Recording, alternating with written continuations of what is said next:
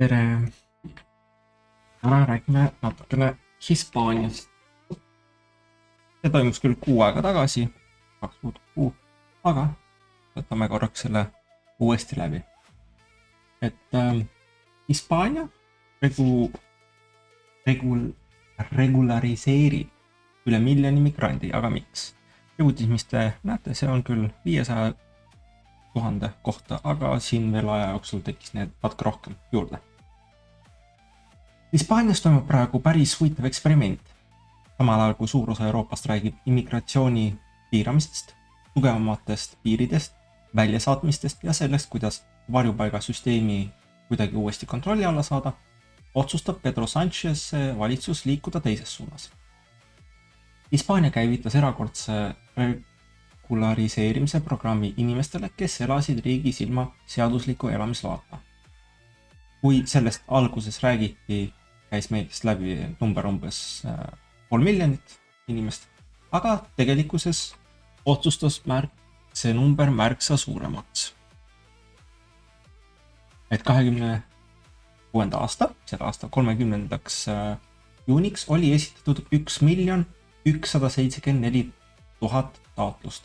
Neist üle 609 000 oli juba menetlusse võetud ning regulariseerimise tulemusena oli sotsiaalkindlustussüsteemiga liitunud üle 159 000 inimese.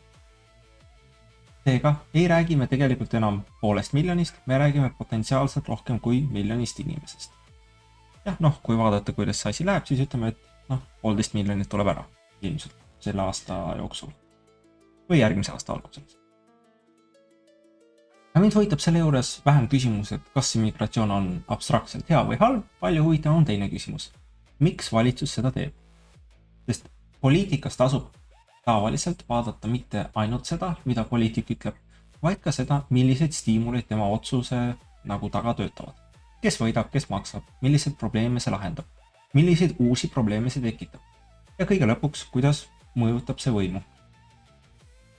Ametlik selgitus on, Hispaania valitsuse seletus on üsna otsekohene. Need inimesed on juba Hispaanias, paljud neist töötavad juba praegu, ainult et mustalt või hallis majanduses.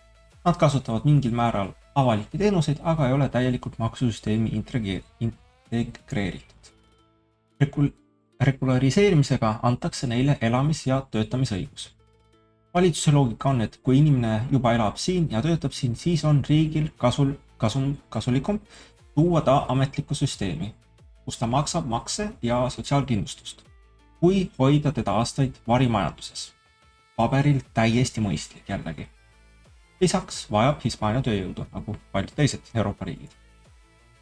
Riigi elanikkond vananeb, sündimus on madal ja väga paljudes sektorites, turismis, põllumajanduses, ehituses, transpordis ja hoolduses vahetakse töötajaid. Selle osa võibki üsna kiiresti kokku võtta. Hispaania tahab rohkem tööealisi inimesi, kes maksaksid makse ja aitaksid üleval hoida vananeva ühiskonna pensioni ja sotsiaalsüsteemi. Demograafiast olen ma varem pikemalt rääkinud, seekord selle rohkem ei peatu. Ega siin vahet ei ole, mis riik, Inglismaa, Saksamaa, Hispaania. Kõikidel on üpris samasugused probleemid. Palju huvitavam on see, et kellele immigratsioon majanduslikult kõige rohkem kasu toob. Poliitikas kasutatakse väga sageli väljendit, see on majandusele kasulik. Kõlab alasti hästi. SKP kasvab, töötajad tuleb juurde, maksutulu kasvab, ettevõtted saavad areneda. Aga majandusele kasulik ja keskmisele kodanikule kasulik ei ole päris sama lause. Täpselt sama nagu Make America Great Again, teeme Ameerika suureks jälle. Tavakodanikule need tegevused, mis toimuvad, need asjad, mis toimuvad Ameerikas, ei pruugi elu paremaks teha. Lühiperspektiivis kohe kindlasti, võib-olla tulevikus 10 aasta pärast on parem. Aga kui sa oled Hispaanias hotelli omanik ja sul on raske leida inimesi, kes oleks valmis suhteliselt madala palga eest tube koristama, siis suurem tööjõu pakkumine on sulle väga hea uudis. Kui sul on ehitusfirma, restoran, põllumajandusettevõte või hooldusteenus, sama lugu. Kui töötajatest on puudu, siis turumajanduses on põhimõtteliselt 2 lahendust. Esimene on tõsta palka ja parandada tingimusi, teine on suurendada tööjõu pakkumist. ettevõtte jaoks on teine variant sageli märksa odavam. Kõrvalepõige. See on ettevõtte vaatest, tavainimese vaatest, ka minu turisti vaatest. Mulle meeldiks, kui tõstetakse palka ja parandatakse tingimusi. Teate miks? Lihtsalt sellepärast, et siis paraneb teenuse kvaliteet. Sest kui te puhkate piirkonnas, kus on probleeme töötajatega, kellele makstakse vähe, siis kahjuks on see teenus, mis nad osutavad, kehv. Kehv suhtumine restoranides, kokad küpsetavad kehvalt, hotellitoad on mustad ja siis kui kutsud nad uuesti koristama, nad on nii-öelda solvunud, et keegi neid üldse sunnib tööd tegema hästi ja nii edasi. Selles mõttes on üks põhjus, miks paljud inimesed, kellel on võimalus, lähevad alati kallimatesse kohtadesse, sest vähemalt seal on võimalus, et sa ei puutu kokku nende probleemidega, et on kuskil must, toidetakse halvasti, toit ise on mitte värske, hoolimatast. Üks asi on see, et toit ei ole värske, teine asi on see, et see, kuidas nad küpsetavad, on ka kehv. Pluss veel nii-öelda teenindaja suhtumine sinusse. Aga jah, nagu ma ütlesin, et ettevõtte jaoks on teine variant sageli märksa odavam, siis kui on rohkem tööjõudu. Ei tähenda, et tööandja oleks mingi kuri inimene, täiesti aru saada, ettevõte teeb seda, mida ettevõte peabki tegema, vähendama kulusi, otsima tööjõudu ja suurendama nii-öelda kasumit. Aga siin peaksime vähemalt ausalt rääkima sellest, kelle majanduslikke huve poliitika teenib. Sest 25-aastane hispaanlane, kes otsib samas linnas tööd, ei pruugi vaadata asja sama entusiastlikult. Tema jaoks tähendab suurem tööjõu pakkumine ka suuremat konkurentsi. Ja sama loogika töötab eluasemeturul. Kui riiki tuleb juurde inimisi, peavad nad kuskil elama. Ei tähenda, et migrant on süüdi Hispaania eluaseme puuduses. Põhiprobleem on see, et Hispaanias ei ehitata nõudlusega samas tempos piisavalt uusi eluasemeid. Aga nõudlus on ikkagi nõudlus. Kui sul on 10 korterit ja 10 perekonda, on üks olukord. Kui sul on 10 korterit ja 15 perekonda, on teine olukord. Majandusel on halb komme mitte hoolida sellest, milline poliitiline loosung parajasti populaarne on. Jällegi, et tuleb aru saada loosungitest ja päriselust. Et jah, okei, me võime tuua siia inimesi hästi palju juurde. Võtame algul näite, et nad on täpselt samas kultuurist nagu meist, Euroopa inimesi toome Eestisse näiteks juurde. Mingisuguste kuidagi motiveerima. Samal ajal me peame eluaseme kodude turgu nii-öelda ka turgutama. Mitte turgutama, aga nad peavad arenema. Sest see ei ole nagu ainult ühepoolne probleem. Probleem on mitmetahuline ja kõigi osapooltega, kõikide tahkudega tuleb tööd teha. Aga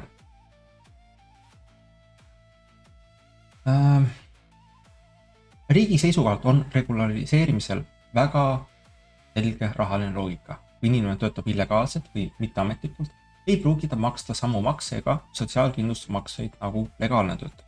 Kui tööandja saab sellist inimest lihtsamini ekspluateerida, siis ta ekspluateerib. Regulariseerimisel teeb töötajast ametliku maksumaksja. Ja nagu selliste asjadega tihti juhtub, võib valitsuse humanitaarne argument ja rahandusministeeriumi huvi väga hästi samasse suunda liikuda.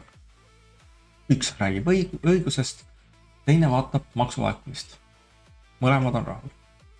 3. juuniks oli reguleerimisprotsessi tulemusele Hispaania sotsiaalkindlustussüsteem jõudnud üle 159 000 uue registreeritud töötaja. See ei ole enam ideoloogiline abstraktsioon, see on täiesti konkreetne raha. Aga nüüd jõuame siis poliitika juurde. Ja siin muutub asi palju huvitavaks. Kas Pedro Sánchez teeb seda selleks, et saada endale uusi valijaid? Seda ei saa faktina väita. regulariseerimine ei anna inimesele Hispaania kodakondsust, see ei anna talle automaatselt õigust valida Hispaania parlamenti ja see ei anna talle automaatselt õigust valida Euroopa parlamenti.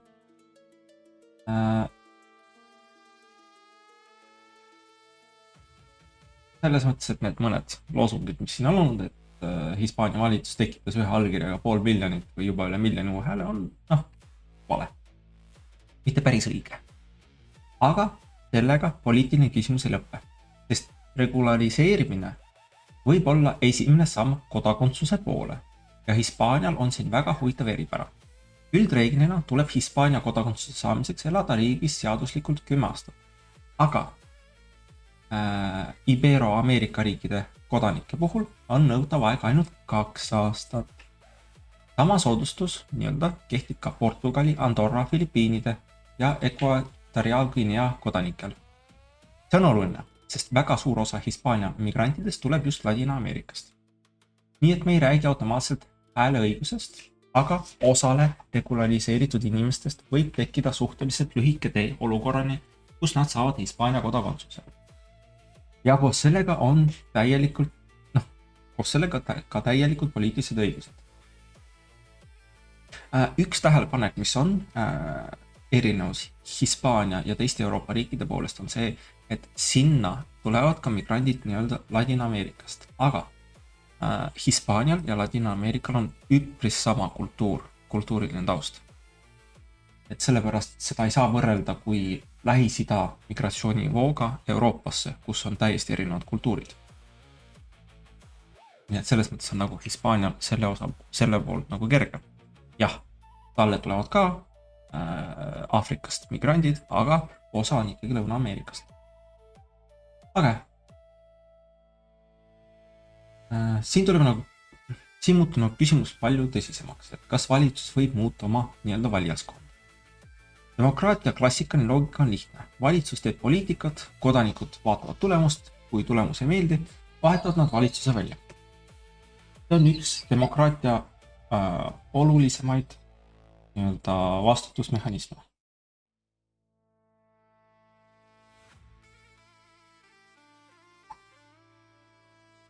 Poliitik ei pea ainult valitsema, ta peab mingil hetkel uuesti valija ette minema. Aga mis juhtub siis, kui valitsusel on võimalik mõjutada ka seda, kes tulevikus valijaskonda kuulub?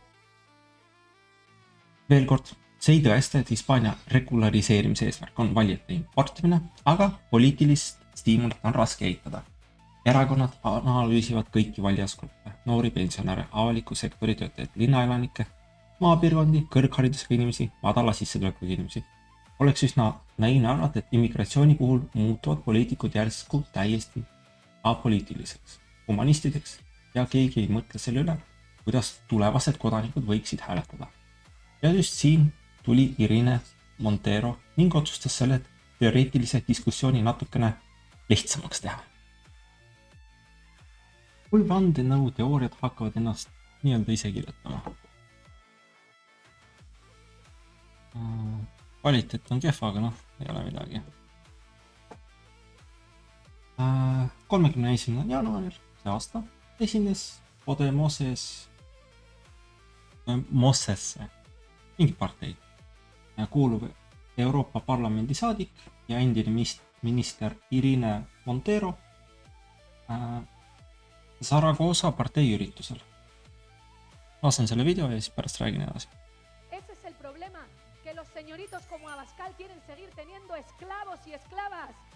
En esclavitud a la gente que cuida, en esclavitud a la gente que recoge la fresa. Panen teise.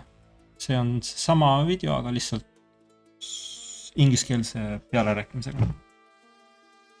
I want to ask migrants and racialized people to please not leave us alone with so many fascists. And of course, we want them to vote. Of course. We have obtained papers, regularization already, and now we are going for nationality, or changing the law so that they can vote, of course. Hopefully. Replacement theory. Hopefully, we can sweep this country of fascists and racists with migrants, with working people, Of course, I want there to be replacement. Replacement of fascists, replacement of racists, replacement of racists, replacement of freeloaders, and that we can do it with the working people of this country.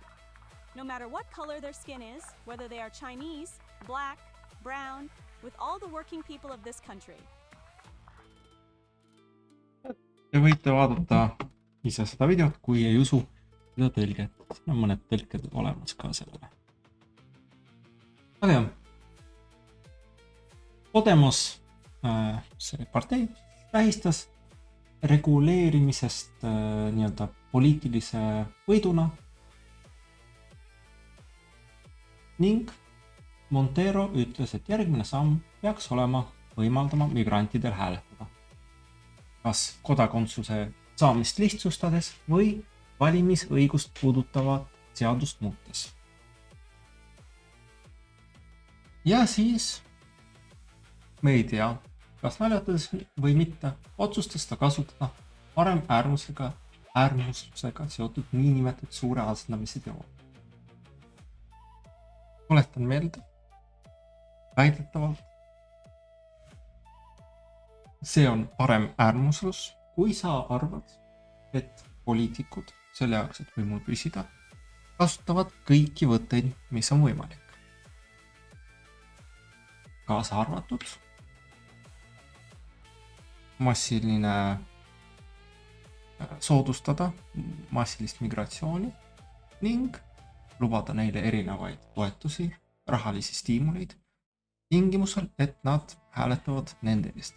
No, see ei ole tingimus, see on lihtsalt ainuke partei, kes nii-öelda ütleb, et kui te hääletate meie poolt, siis me anname teile, siis me anname vähe kaitstud inimestele rohkem toetusi. Keegi ei sunni neid hääletama niimoodi, aga lihtsalt see on ainuke partei, kes annab neile raha, seega nendel nii-öelda migrantidel on oma stiimul. Aga jätke meelde, kõik viimasel paaril aastal, kõik mida nimetatakse vandenõuteooriaks, osutub reaalsuseks pool aasta pärast. Et selle naisterahva, ei saa isegi naisterahvaks nimetada, poliitiku sõnum oli sisuliselt, et loodetavasti saab migrantide ja töötavate inimestega Hispaania fašistidest ja rassistidest puhtaks. Siin tuleb olla konkreetne, korrektne. Montero ei tunnistanud mingit salajast suure asendamise plaani. Podemos selgitas hiljem, et ta kasutas seda mõistet meelega irooniliselt. Näete ise, kui äksi täis see naine on siin ja kui irooniliselt ta seda nagu kasutas. Ilmselt Hispaanias iroonia tähendab midagi muud kui meil. Aga jah.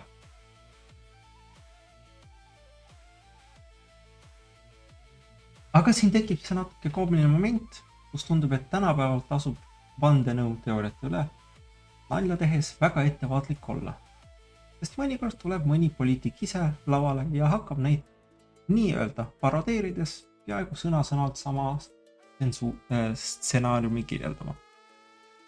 Nagu näete, see on poliitiku nägu ja žestid ja maneer, kes räägib nii-öelda läbi iroonia. Aga jah.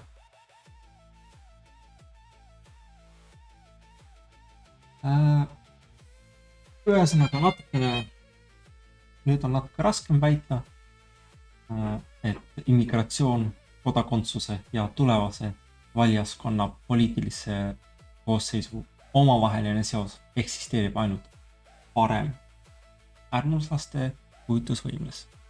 Sest Montero ütles täiesti avalikult, et ta tahab aidata neil inimestel saada hääleõiguse ja loodab, et nende poliitiline osalus aitab tema vastasest poliitiliselt võita.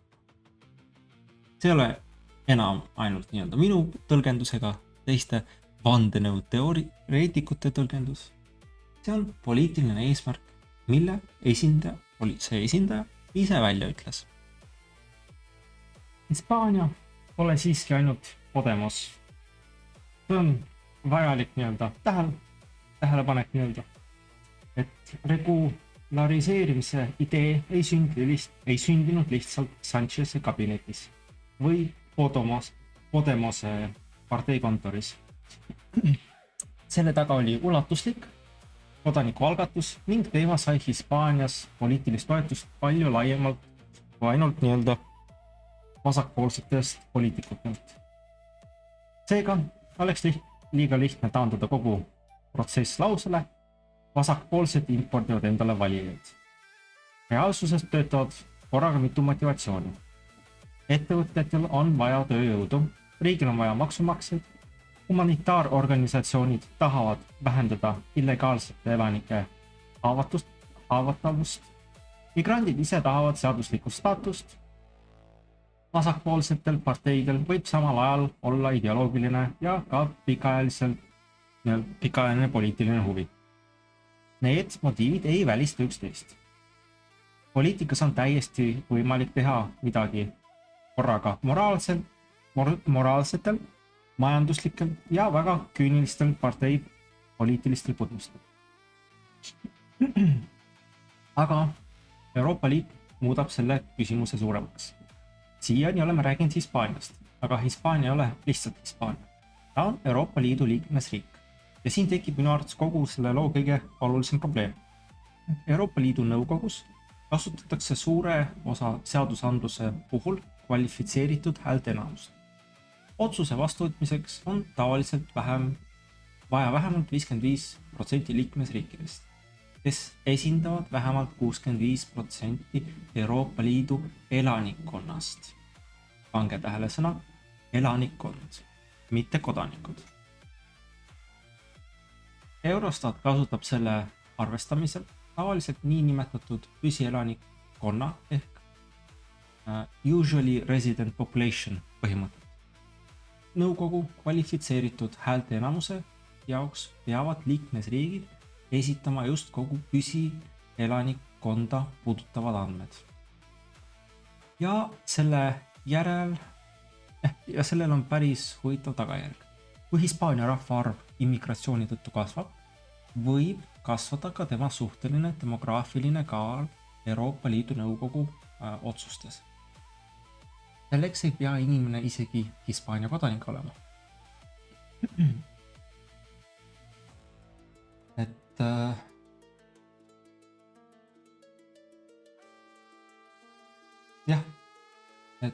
nad võib-olla need migrandid nii-öelda ei pruugi saada ise hääletada otse, aga rahvastik ise on Euroopa Liidus poliitiline ressurss. Euroopa Parlamendis on mehhanism natukene teistsugune. Enne ma rääkisin Euroopa Liidu nõukogust. Nüüd on Euroopa Parlamendist erinevad asjad. Euroopa Parlamendis on mehhanism natuke teistsugune. Kohti ei jagata automaatselt igal aastal ümber vastavalt nii rahvastikule.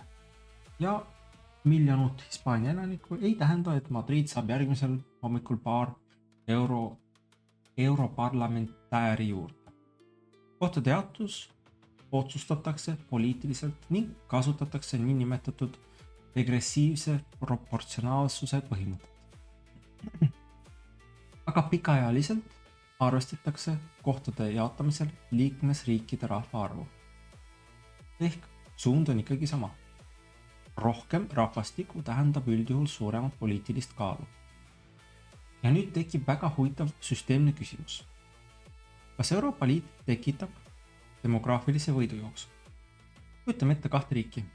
Esimene otsustab, et ta tahab hoida immigratsiooni madalana ning proovib lahendada rahvastiku probleeme sündimuse, tootlikkuse ja perepoliitikaga. Teine riik võtab pikaajaliselt vastu miljoneid migrante. Iga aasta miljon migranti. 30 aasta pärast võib teise riigi rahvaarv olla oluliselt suurem. Sellel on majanduslikud eelised. Suurem siseturg, rohkem töötajaid, suurem SKP. Aga Euroopa Liidu süsteemis võib see tähendada ka suuremat poliitilist mõju. Ja siin tekib probleem. mille üle minu arvates Euroopas praegu peaaegu üldse ei arutata. Immigratsioonipoliitika on suures osas liikmesriigi enda poliitiline eesmärk. Mitte eesmärk, aga valik. Aga selle valiku tagajärjel muutub liikmesriigi kaal ühises Euroopa süsteemis. Eesti võib valida madala immigratsiooni, Poola võib valida ühe mudeli, Ungari teise, Hispaania kolmanda, Prantsusmaa neljanda. Aga 20 aastat hiljem istuvad nad kõik sama laua taga ja nende suhtelist demograafilist kaalu mõjutab osaliselt see, millise immigratsioonipoliitika nad valisid. Ei tähenda, et Hispaania oleks midagi petnud, need on lihtsalt antud süsteemi reeglid. Aga halbade stiimulite juures ei ole kõige olulisem küsimus, kas keegi neid juba kuritarvitab. Olulisem küsimus on, mida süsteem tasustab. Kui rahvaarv tähendab rohkem võimu, siis tekib poliitikutel vähemalt teoreetiline stiimul rahvaarvu kasvatada. Ja kõige kiirem viis rahvaarvu kasvatada ei ole sündimuse suurendamine. Lapse saamine ja tema tööealiseks kasvatamine võtab umbes 20 aastat. Immigratsioon töötab juba esimese saadavale lennuga ning seda tänu immigratsioonile saab iga aasta tõsta rahvaarvu. Schengen ei tähenda siiski automaatselt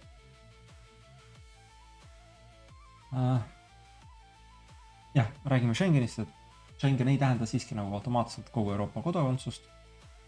Et siin tuleb veel üks mitte faktiparandus, aga täpsustus seoses sellega, mis me oleme uudistes kuulanud erinevatelt vandenõuteoreetikutelt ja nii edasi. Et Hispaania elamisluba ei tee inimesest automaatselt Euroopa Liidu kodanikku. Ta võib teatud tingimustel Schengeni alal reisida, kuid ta ei saa lihtsalt Hispaania elamisloaga Eestisse või Poolasse kolida ja nõuda samu töö- ja poliitilisi õigusi nagu Euroopa Liidu kodanik. Täielik Euroopa Liidu vaba liikumisõigus kehtib ainult kodakondsusega. See vahe on oluline. Kui me kritiseerime süsteemi, siis tasub kritiseerida süsteemi, mis päriselt on olemas. Muidu anname vastaspoolele liiga lihtsa võimaluse kogu argument ühe faktivea tõttu prügikasti visata. Aga see, et nad ei saa kohe liikuda, ei tähenda seda, et näiteks ei ole poliitikule plaani lihtsustada kodakondsuse saamine nendel, keda juba legaliseeriti. Ja ütleme ausalt, et väga vahet ei ole, kas nad saavad praegu mööda Schengenit ringi liikuda tasud ilma piiranguteta või 2 aasta pärast.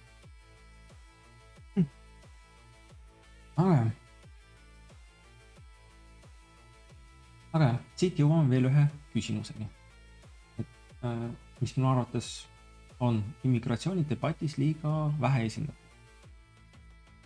Kodakondsust käsitletakse tänapäeval sageli õiguste paketina. Õigus elada, õigus töötada, õigus toetusele, õigus hääletada. Aga ajalooliselt on kodakondsus olnud ka kohustuste pakett. Maksude maksmine, seaduste järgimine, keele ja ühiskonna mõistmine, kultuuri mõistmine, lojaalsus poliitilise kogukonnale ja kõige ekstreemsemas olukorras isegi kohustus oma riiki kaitsta. Kui inimesed tahavad saada uue põlvkonna täielikeks liikmeteks, minu arvates peaks arutelu olema palju rohkem just selles tasakaalus.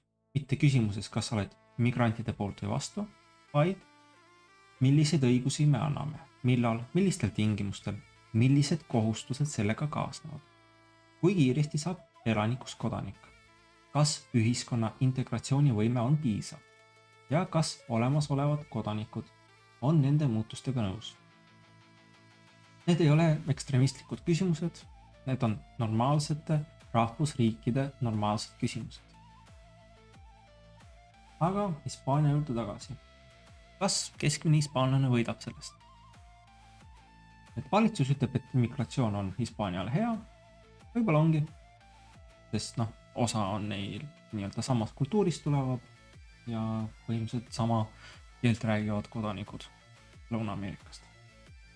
aga mõju sõltub väga palju sellest, kes sa oled. kui sul on ettevõte ja sul on vaja töötajaid, võib kasu olla suur. kui sa oled pensionär ja immigratsioon aitab pensionisüsteemi rahastada, võib kasu olla täiesti reaalne. kui sa oled jõukas linnakodanik, kelle töö ei konkureeri migrantide tööga ja kelle eluaseme probleem on lahendatud, võid sa samuti näha peamiselt positiivset külge. aga kui sa oled noor, madala sissetulekuga hispaanlane, kes otsib odavat korterit ja võistleb madalama palgaga töökohal, võid sa näha hoopis teistsugust Hispaania. ja see ongi põhjus, miks lause "see on majandusele hea" sageli avalikkust enam väga ei veena. sest inimene küsib järjest rohkem.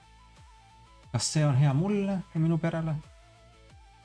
mitte ainult Exceli tabelis mingi hea positiivse veeruna, mitte ainult SKP-le, mitte ainult hotelliomanikule või mitte ainult parteile, vaid mulle, kas see on mulle hea. ja kui poliitik sellele küsimusele head vastust ei anna, siis pole mõtet imestada, miks inimesed hakkavad otsima teisi poliitikuid. või siis lihtsalt tegelema protesti hääletamisega. aga jah, nii, jõuame siis lõppu, et Hispaania regulariseerimisega taga ei ole vaja otsida mingit ühte suurt salajast plaani. Pärismaailm on tavaliselt roosalisem, riik tahab maksumaksjaid, ettevõtted tahavad töötajaid, migrandid tahavad legaalset staatust, vasakpoolsed parteid tahavad ellu viia oma ideoloogilisi eesmärke. ja vähemalt mõned poliitikud näevad migrantidest täiesti avalikult ka tulevasi valijaid. Tuletan meelde, hea poliitik ei ole see, kes võitleb õigete ja moraalsete asjade eest. hea poliitik on see, kes elab järgmised valimised üle. aga kui rahvastik määrab osaliselt liikmesriigi poliitilise kaalu ning liikmesriik saab oma immigratsiooni ja kodakondsuspoliitikaga pikaajaliselt oma rahvastikku muuta, siis muutub see demograafia paratamatult ka võimupoliitikaks. see ei tähenda, et immigratsioon tuleb lõpetada, see ei tähenda, et migrant ei tohiks kunagi kodanikuks saada, see tähendab lihtsalt, et me peaksime lõpetama teesklemise, nagu oleksid need ainult humanitaarsed ja administratiivsed otsused.